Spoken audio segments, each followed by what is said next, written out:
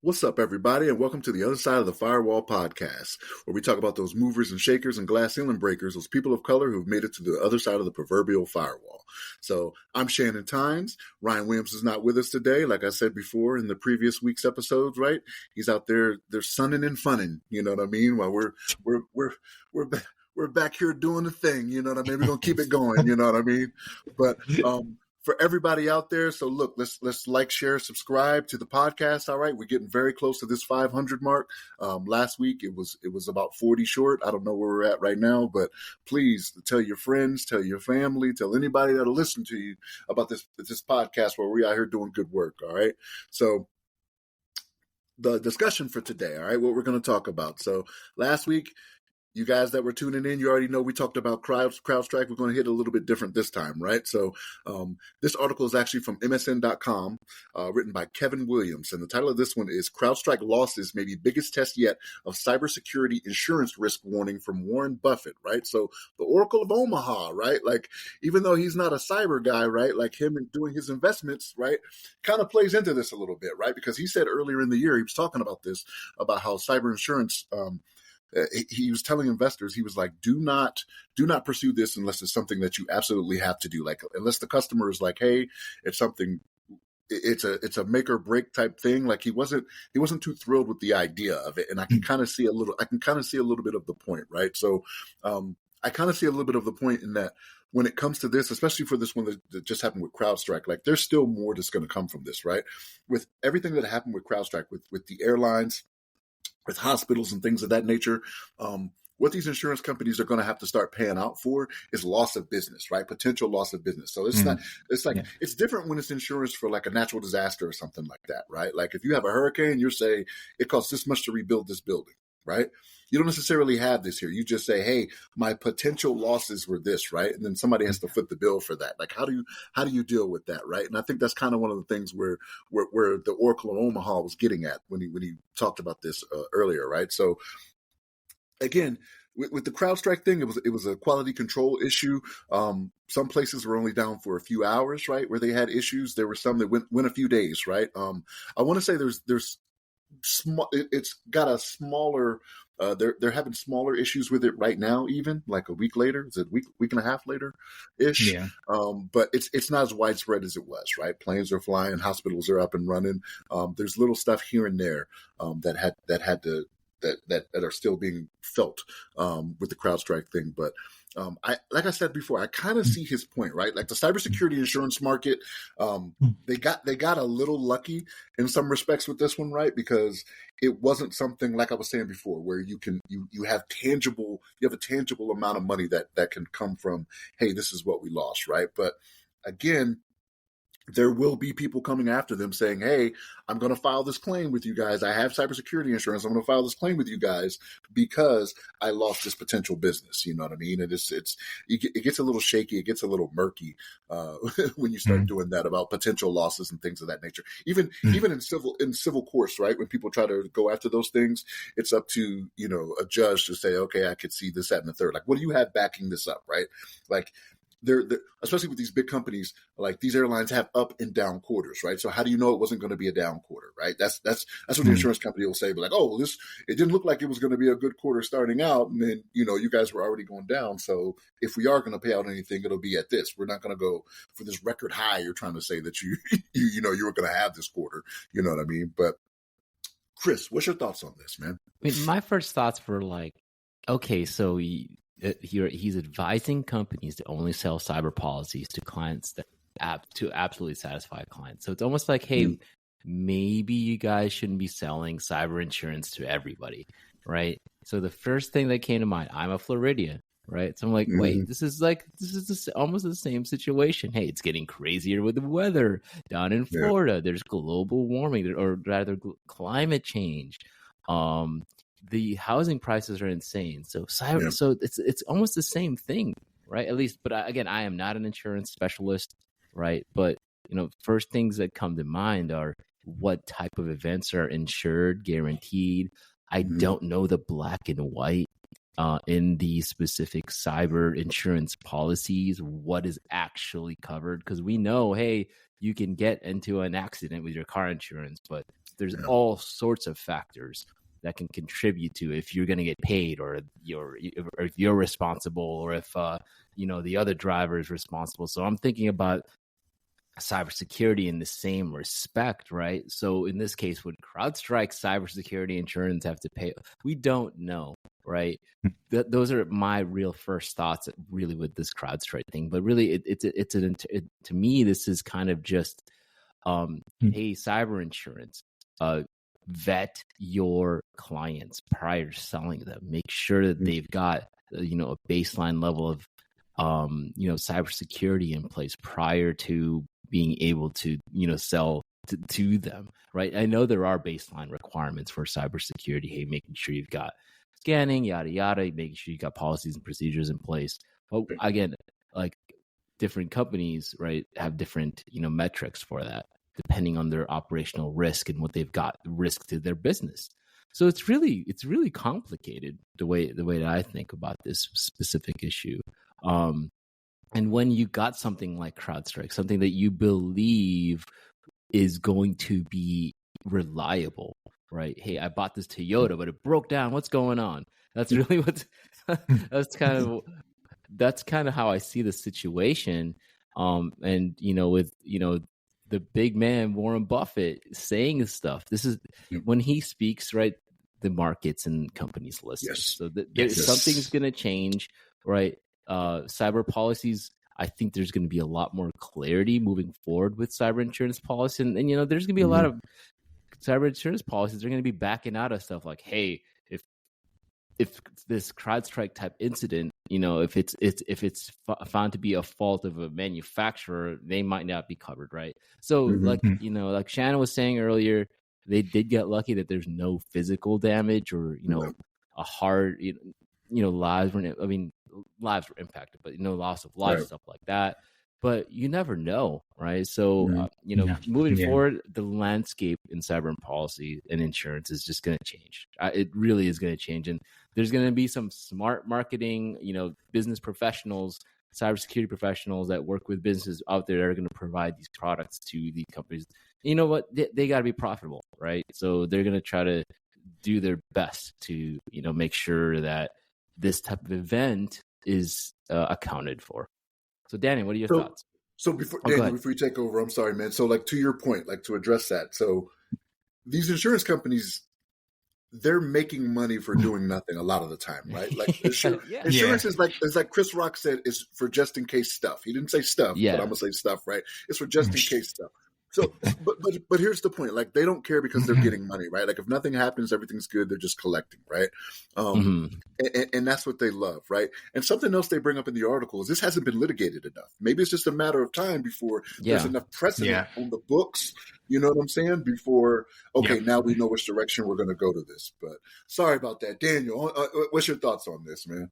No. You made a good point, and there was something I'm gonna kind of add to what you just said there. And to what Chris said as well, to get cybersecurity insurance. So my company that I used to work for just went through it last year or the year before that. It is very difficult. Like, the length of proof and the body of work you have to show to be insured by a cybersecurity company is not just like, hey, here's our ledger and this is like an SOP and that's it. And they're like, okay, cool, you got cybersecurity insurance. No, it's like, it's a very lengthy process. And you have to do due diligence and show due process. And after all that, and then they'll come back and ask for more and more and more. Then, depending on the size of your organization, then they will insure you and X, Y, and Z. It's not just as like, you fill out some forms, sign on the dotted line, and then you get it. So that's one. That's the one thing I wanted to highlight here because you guys were talking about it. 2 points I want to try to make, and I'll try to like focus and not go all over the place like I usually do. So number one. So Warren Buffett and what's this other guy's name? Ajit Jan. I will respectfully say, stay in your lane. Stay in your lane. Don't come after cybersecurity and cybersecurity stuff, because the thing is that when he speaks, the masses listen.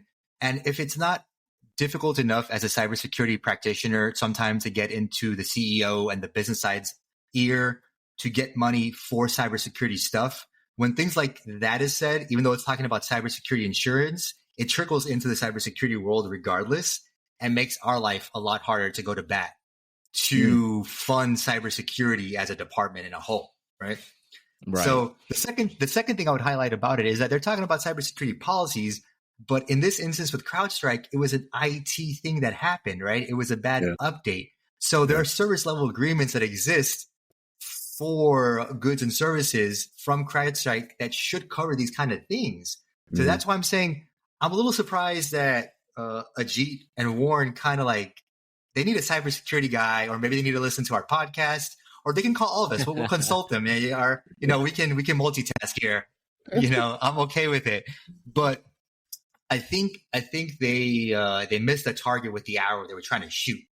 Now, I understand his point, and I do agree with what he's saying that cybersecurity cybersecurity insurance as a business is risky. Of course, yes, it would be super risky if there weren't so many hurdles to go over as an organization to get it.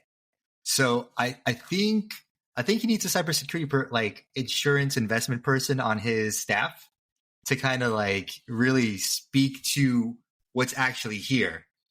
Because the one thing that will happen is that after he spoke and this goes forward, they're going to think of the CrowdStrike incident and cybersecurity insurance as one-to-one, where it's IT insurance probably and service level agreement of CrowdStrike and how they're patching and all that stuff. Where the real focus needs to be on is, investment on patching solutions, patching infrastructure, how you do your testing, rollouts, and those kind of things.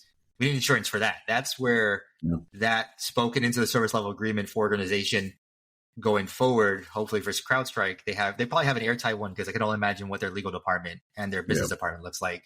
So I'm pretty sure they're covered on their ends. But regardless, when you got Warren Buffett and these people talking like this, and the stock's already going down 17%, and they're bleeding from all over, it's just going to add more fire to the flames. Cybersecurity professionals everywhere are going to cry themselves to sleep, because now they got to kind of talk to their business people saying, hey, don't cut my funding, don't take less from us, because then it's going to be even more difficult for us to do our job and prevent a CrowdStrike like incident. So those are my thoughts. Not to poo-poo all over Warren Buffett, though. Yeah, I mean, it's definitely a double-edged sword when like I was saying earlier, and I think the money they are executives at the high level that are far removed from the technician, the cybersecurity professional out there. They're looking at the bottom line, right? For us, like, hey, our perspective, there's more things important than the bottom line, to include cybersecurity, to include things that could potentially impact your entire organization as a whole. So it's really a risk analysis, right? Kind of with what you were alluding to, Daniel. It's like, is the risk worth it? Is cyber insurance worth it?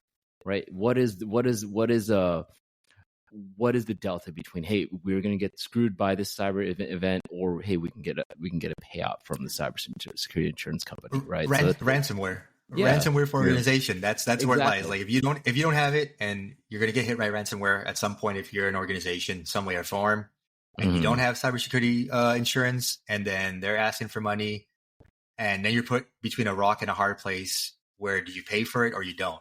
And then if you pay for it and you don't get the key back, or they just then disclose all your information on Wikipedia or on the internet, and you're doubly screwed, and you don't have the insurance, then where are you as an organization as well? So I think, it's kind of like you dual-edged sword is a very good analogy. No matter what, I think it's not so black and white to say that, hey, being a cybersecurity insurance company is risky.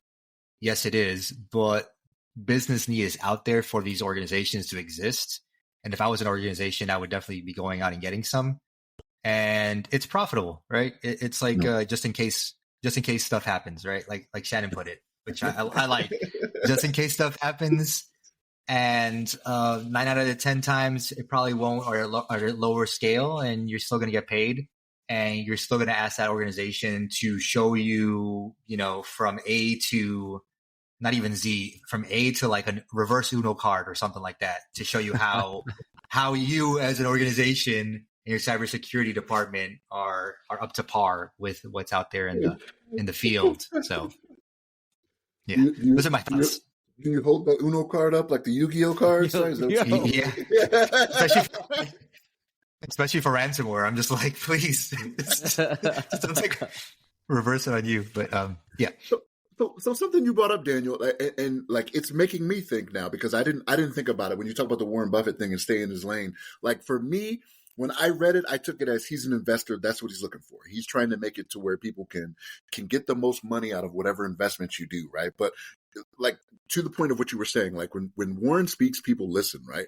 They listen, but they may not understand in this case what he's saying, right? And then it just goes into people are just thinking, oh, okay, well, if he says I don't need cybersecurity insurance, then I don't need cybersecurity departments. Like that's not what he was saying, right? But you're right. Like he's creeping into something that could be misinterpreted because he's so powerful, right? It has compounding effects, you know. Yeah. Right. Yeah. No, that's a good point, man. That's a good point. Yeah. But this is a good discussion. I like this one. We got some different views even on where we were, right? Like I was like, hey, I understand Warren. Daniel was like, Warren, be quiet, you know. So we got some different views on that. So that's always a good thing. That makes for a good podcast, you know what I mean? But thanks, gentlemen. Again, we're going to go ahead and wrap this one up. So again, like, share, subscribe, tell your friends, tell your family, anybody that'll listen to you about the good work we're doing out here, right? Usually we have another member of the team, Brian, who's out here sunning and funning, right? So he should be back next week. You should have the full crew, right? But again, anywhere you have your podcast, anywhere you listen to your podcast, make sure you tune in. Find the name, The Other Side of the Firewall, The Other Side of the FW. Again, all the social medias, of which I have none. Chris, where can they find you at? You can find me on LinkedIn under Chris Abacon. Last name is spelled A Bacon. And what about you, Daniel? In LinkedIn as well, under my name, Daniel Acevedo. All right, everybody. Thanks for tuning in. Stay safe, stay secure.